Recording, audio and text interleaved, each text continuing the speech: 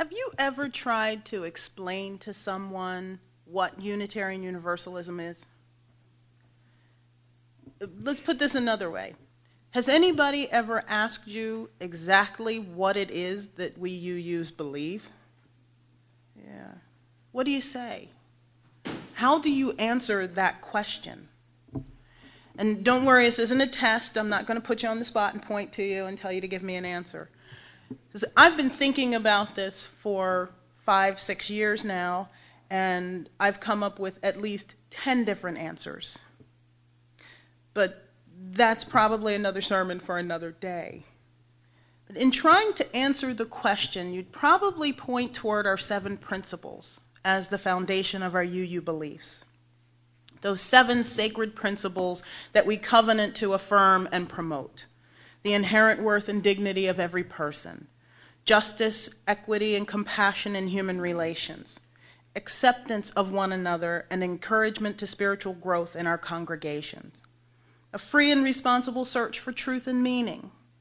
The right of conscience and the use of the democratic process within our congregations and in society at large.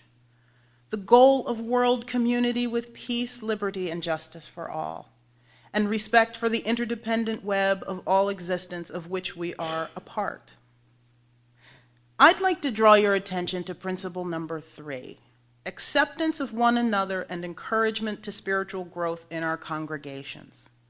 It's a short one, but it's a loaded one. Acceptance of one another and encouragement to spiritual growth in our congregations. Acceptance of one another is also a totally different sermon, and one that I've actually already given.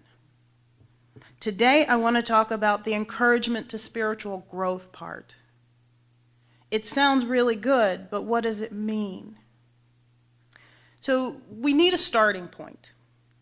Reverend Richard Gilbert, a UU minister, seminary professor, and author of the Building Your Own Theology curriculum, says we start with religion, that core of ultimate meanings, values, and convictions by which we live our lives. Those meanings, values, and convictions come from a multitude of sources, including our core beliefs, our ethics, our history, our family, and our understanding of the ultimate reality as we know it. That can be God, the spirit of life, or whatever you choose to call it. At this point, I've added the concept of spirituality into the mix. I define spirituality as the exercise and application of religion. It's how you actually live your life. Then returning to Reverend Gilbert with this mix, theology then is the intellectual process of analyzing, clarifying, criticizing, articulating, and symbolizing those values, meanings, and convictions that grow out of experience. It sounds scary, but theology is just spiritual growth. For those of you who are new to this faith, maybe you're still trying to sort things out theologically. Maybe you were raised in a different faith tradition that didn't encourage this type of analysis. And that's okay. You're in exactly the right place. This congregation and our denomination as a whole will support you as you search for your own truth and meaning. Others of you who have been UUs for a long time may be sitting there thinking, I already know my truth. I already know what I believe. I'm confident in how I'm living my life. Why is she talking about this morning? And this is where I'd put myself. I'm even enrolling in seminary this fall at the Iliff School of Theology to become a UU minister. I've got it all figured out. The truth, though, I don't have it all figured out, and neither do you probably. The minute we start to believe that we know it all, or that everything is just right or perfect as it is the first minute of our spiritual undoing. It's the moment when we stop growing spiritually. We become set in our ways, obstinate and judgmental, and yes, even we UUs can be judgmental. We get used to things being a certain way, and then we can't adapt to change. I'll give you an example. My home congregation is in the first year of an interim minister. One of the first things she did when she arrived was to change the words we recite as a congregation prior to the offering. From the reaction of some of the congregants, you would have thought she set fire to our historic building. 6 months into it, there are still some people who have trouble accepting it. We fall into routine. When this happens, we become inflexible. We lose clarity of focus, and we lose our purpose. We stop growing. We become mentally, emotionally, and spiritually stagnant. Methodist minister Reverend Leonard Sweet asks, what's the difference between a living thing and a dead thing? In the medical world, a clinical definition of death is a body that does not change. Change is life. Stagnation is death. If you don't change, you die. It's that simple. It's that scary. That's what he says. I say it doesn't have to be that scary. We can grow, and we can change, and we can evolve. In the Metamorphosis, Ovid writes, all things change, all things flow. We will not be tomorrow what we were yesterday or what we are today. That's true of us UUs too.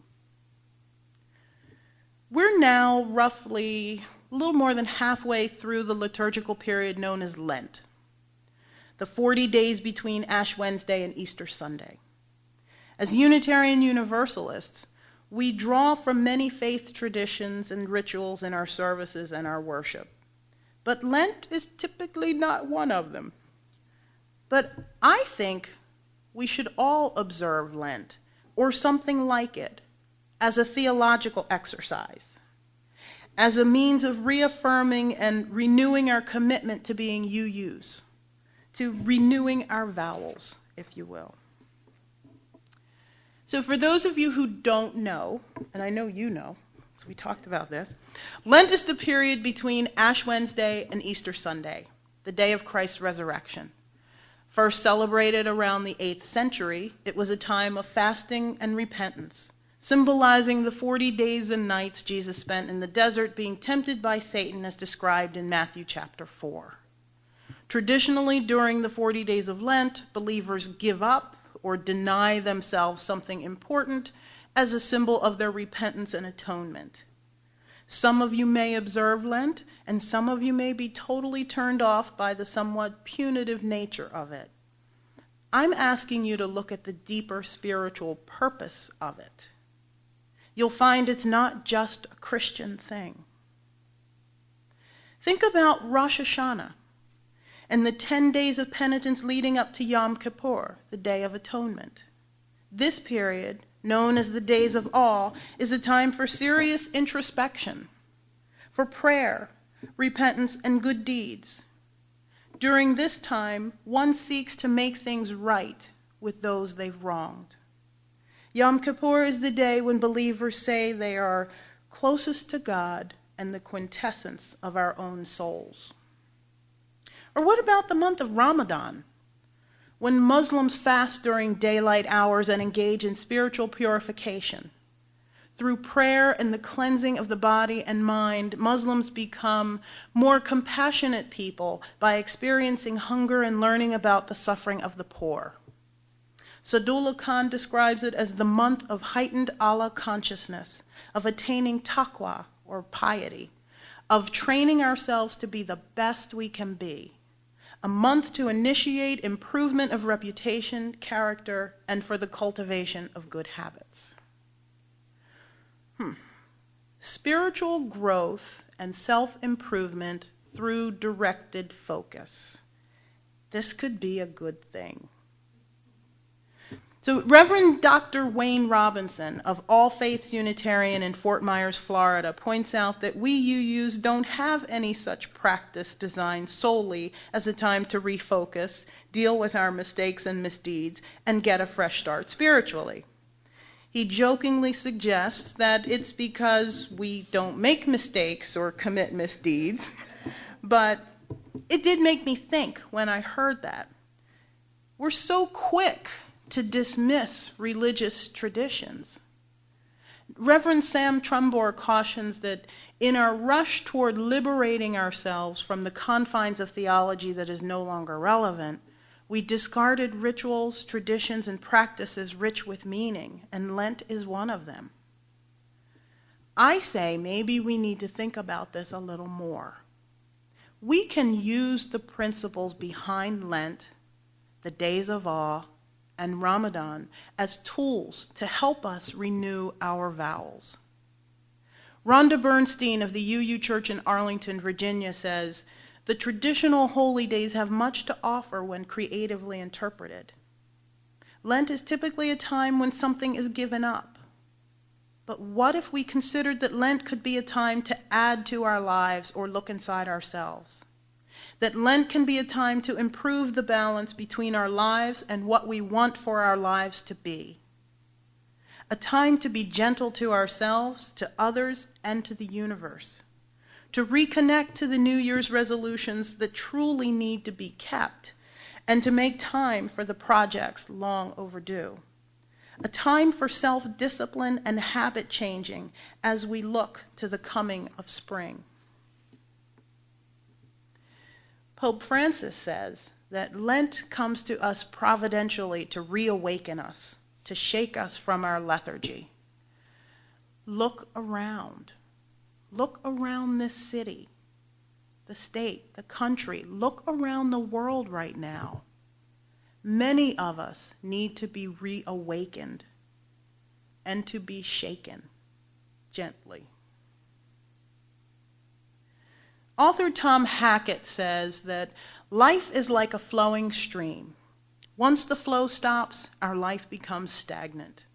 When we remove the dams and debris we've accumulated and encourage it to flow freely, it becomes a source of sustenance and renewal and growth for us and for all with whom we share it. Don't become stagnant. Clear away the debris. Renew your spirit.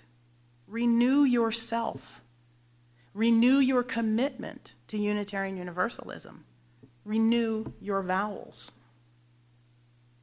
So I challenge each and every one of you with the task of self-renewal. And I'm even going to give you 3 easy ways that you can accomplish this. First, re-examine the world around you. When I was in grade school more than 40 years ago, the idea of instant communication with someone on the other side of the world was inconceivable. Just a few days ago, I heard eyewitness commentary and watched events unfold in Tunisia in real time. I had access to updates and stories right in the palm of my hand through my smartphone. With this type of technology, it's a lot harder to ignore injustice and suffering just because we can't see it. So take some time to look around and really see the world as it is today. Second, reassess your convictions based on what you saw when you looked around the world. The world is changing every day, every moment. Ideas, practices, and theories that were once considered taboo are now the norm. Ask yourself, have your core beliefs and convictions changed as a result of the changes in the world? Are you still fighting the same issues today you were fighting 5, 10, or 25 years ago? In some cases, we are.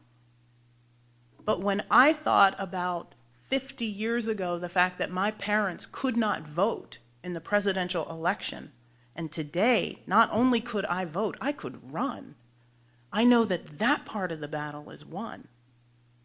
Am I still treated fairly in all places? No, not at all. So the battle's a slightly different battle. It's a slightly different issue. But my focus has changed a little bit because of that. Ask yourselves, has your focus changed? What change are you trying to drive in the world today? Lastly, reaffirm those core beliefs and convictions in light of the reexamination and reassessment you just completed. I know it can be a little frightening sometimes to look inside ourselves, to shine light into all the nooks and crannies of our beings, to expose all our doubts and fears, and to question what we thought we knew for sure. It's scary, but self-examination and renewal are necessary for spiritual growth.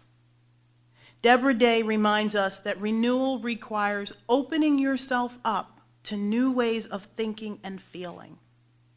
We all need to stop every once in a while. Just stop.